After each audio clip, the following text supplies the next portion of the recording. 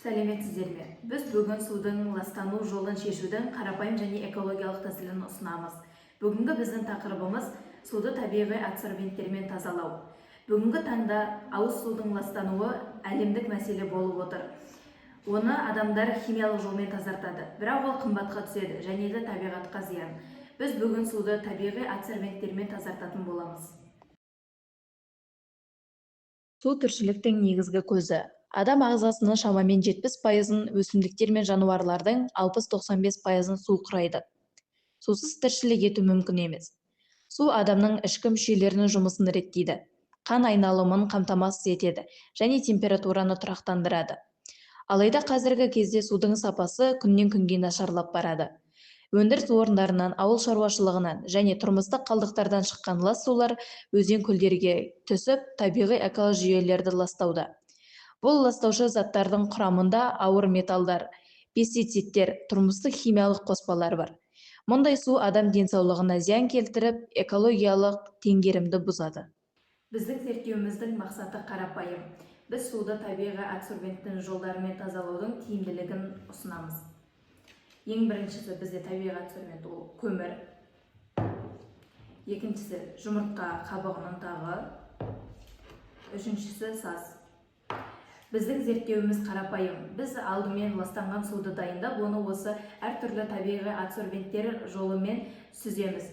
Және де оның түсі мен pH көрсеткішін салыстыратын боламыз. Бірінші кезең ластанған суды дайындау. Біз кәдімгі таза суға топырақ пен шай ұнтағын қосатын боламыз. Әр тысқа өз адсорбентін саламыз. Біріншісіне көмір, екіншісіне көмір және жұмыртқа қабығының ұнтағы,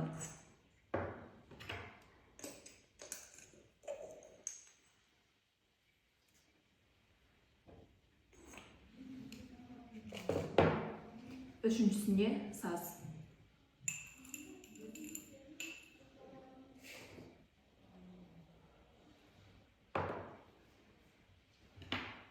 Енді әр сүзгіге бірдей мөлшерде ластанған суын құямыз.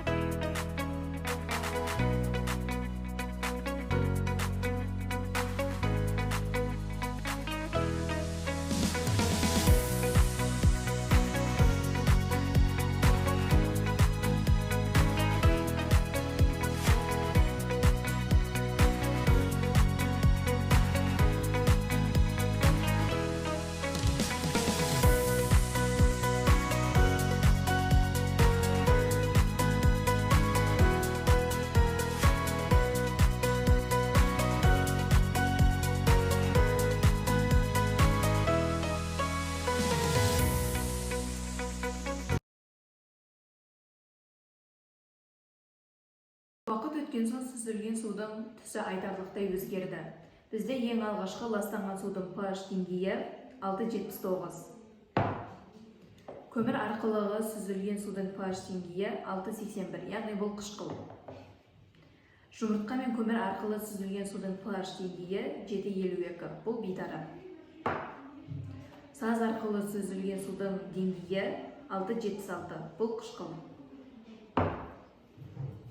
Зерттеу нәтижесі бойынша ең тиімді адсорбент ол жұмыртқа қабығының ұнтағы және де көмір. Жұмыртқа қабығының ұнтағындағы кальций карбонаты pH-ты бейтараптайды. Ал көмір болса органикалық заттарды өзіне сіңіріп алады. Бұл әдіс экологиялық қолайлы және де тиімді болып келеді. Ауылдық жерлерде осы әдісті пайдаланып, алдын ала суды тазартып алуға болады. Біз суды табиғи адсорбенттермен тазарту әдісін мектеп жағдайында жасап және тиімді нәтижеге қол жеткіздік. Бұл зерттеудің жаңалығы бірнеше табиғи адсорбенттің комбинациясын қолдану. Мұндай әдіс суды экологиялық тұрғыда қауіпсіз етіп тазартуға мүмкіндік береді. Табиғатты қорғау өз болашағымызды қорғау. Әр адам таза судың қадірін білуі керек.